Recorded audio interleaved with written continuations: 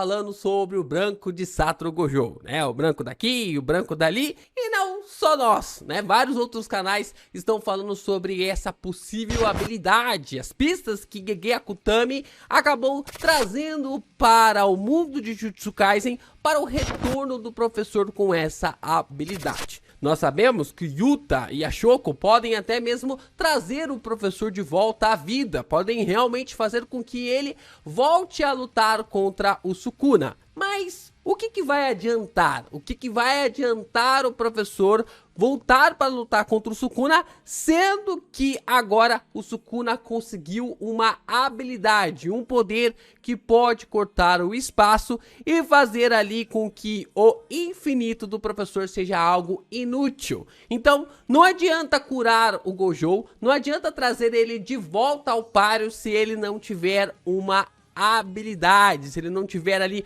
um poder para bater de frente contra as habilidades do Sukuna. E aqui que a gente vai falar sobre esse retorno e por que o poder do branco vai ser algo avassalador pra caramba. É claro, né? Você já sabe, já deixa seu like, se inscreve aqui no canal, compartilha esse vídeo com seus amigos, porque tem pontos bem interessantes levantados no capítulo 242 que fortalecem essa teoria sobre o branco.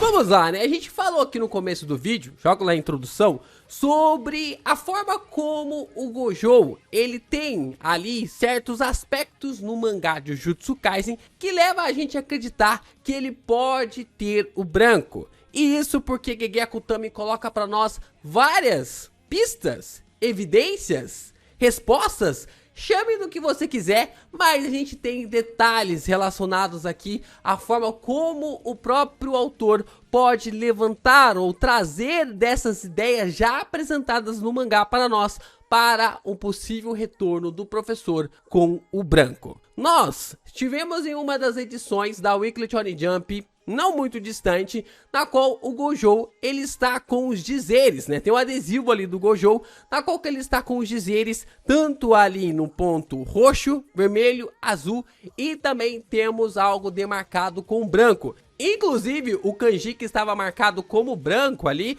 é o kanji de retorno, de ressuscitar, de voltar à vida.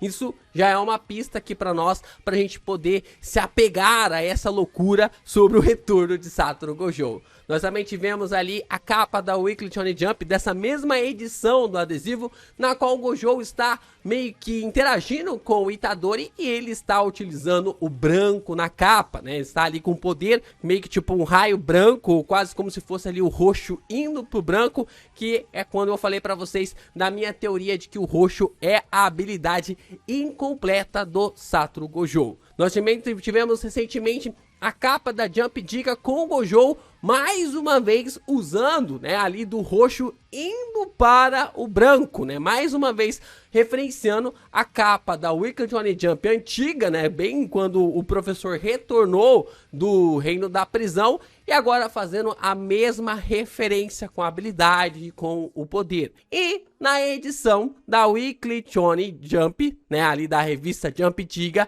nós também tivemos um pôster na qual nós temos o Kenjaku, o Sukuna, o Itadori e o Gojo. Nós temos ali os aspectos das possíveis habilidades do Itadori, nós temos aspectos das habilidades do Sukuna, nós temos aspectos da habilidade ali de toda a trama do Kenjaku e nós temos ali as referências às cores do professor. Nesse pôster nós temos uma referência sobre o reino da prisão e nós temos 4 reinos da prisão ali focado nas cores que o professor já utilizou. Nós temos o azul, o vermelho, o roxo. Nós temos um reino da prisão numa cor na qual o Gojo ainda não utilizou, que é o verde. E no centro nós temos o branco. Nós temos ali o núcleo em branco, na qual muitos estão discutindo se pode ser o Megumi ou se pode ser até mesmo o Gojo. Parece o Megumi, mas também pode ser o Gojo devido às proporções ali da qualidade da imagem.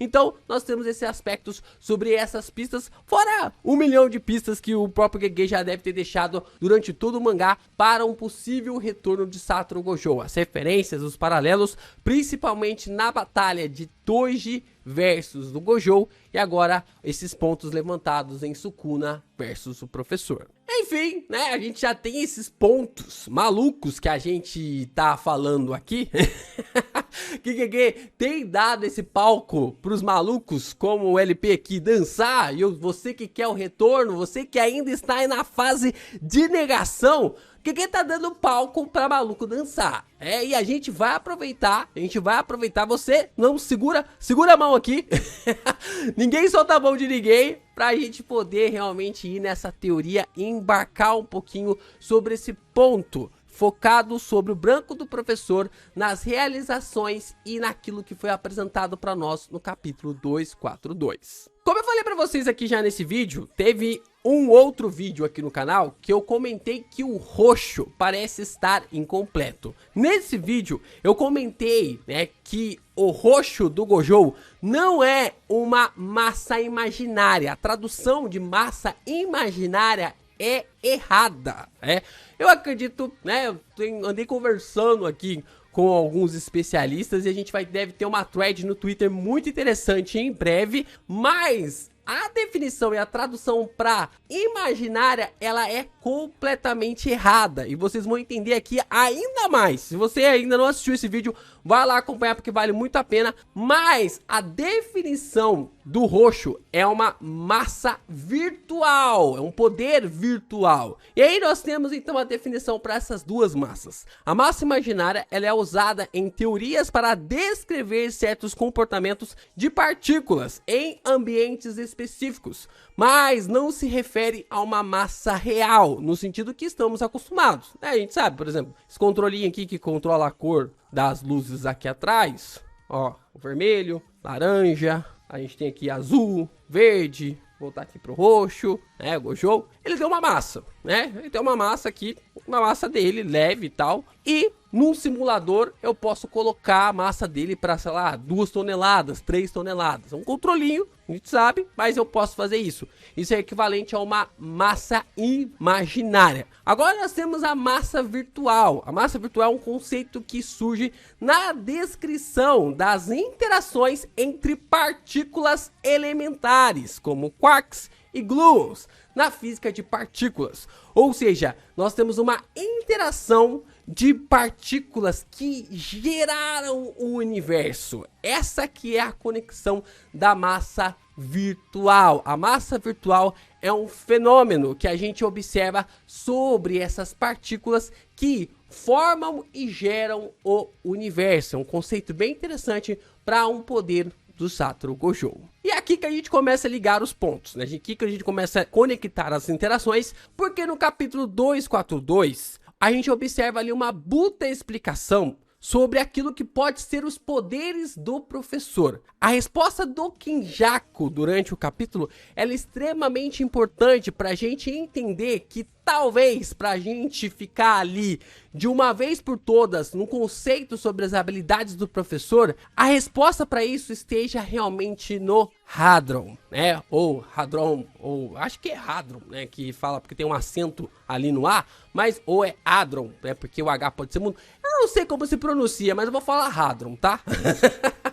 Me corrija se eu estiver errado aqui nos comentários. Vou falar como Hadron aqui, não tem problema, a gente vai conversando por aqui durante o vídeo. Mas pra gente entender essa habilidade do Gojo, a gente precisa voltar lá pra aula de química na escola. Se você não saiu, tudo bem, você pode até conversar com o seu professor de química depois, que vai ser algo até mesmo interessante.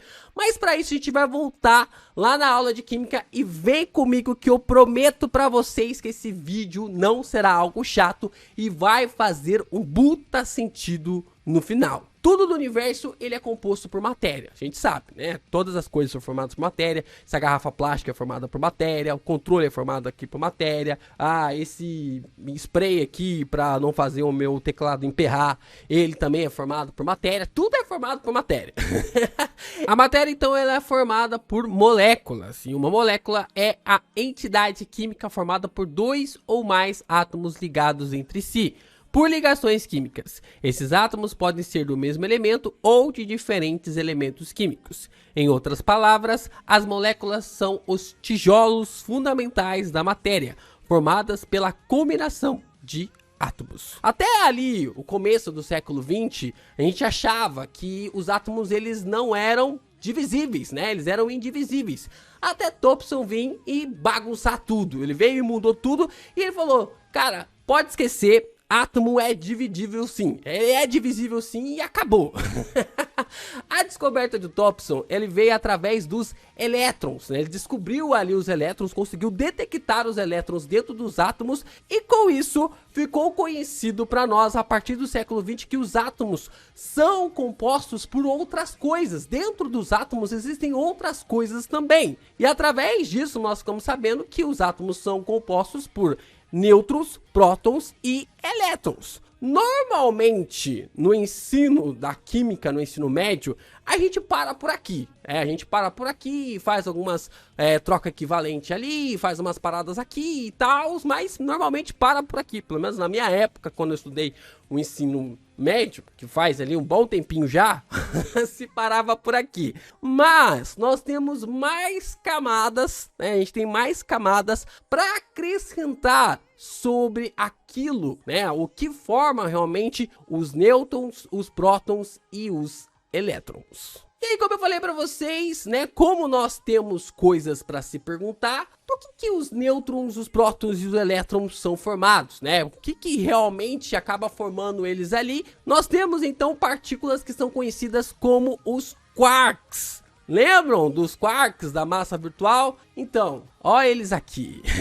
Olha eles aqui. A gente está caminhando então para vocês entenderem o conceito de partículas elementares. Os físicos hoje, eles acreditam que os quarks é da onde tudo foi gerado. Da mesma forma como os átomos já foram depois os nêutrons, os prótons e os elétrons. É claro que quando a ciência ela vai evoluindo, mais conceitos vão sendo aprofundados. Por exemplo, teve uma época em que acreditavam-se que o átomo era o último ponto e falavam, não, é do átomo que tudo se origina. Aí depois que descobriram os elétrons, os prótons e os nêutrons, aí pensaram, não, é dos prótons, dos nêutrons e dos elétrons que tudo realmente se origina. Só que recentemente, eu acho que isso não tem nem 100 anos, descobriram que não, que na verdade tudo é formado por quarks, né? Tudo é gerado ali por quarks e que são partículas elementares. Toda partícula elemental é uma partícula na qual não tem outras partículas que formem ela. No caso ali, por exemplo, dos nêutrons, nós temos os quarks que são formados ali, são gerados para que ele seja criado, né? Para que o nêutron, para que o próton seja criado.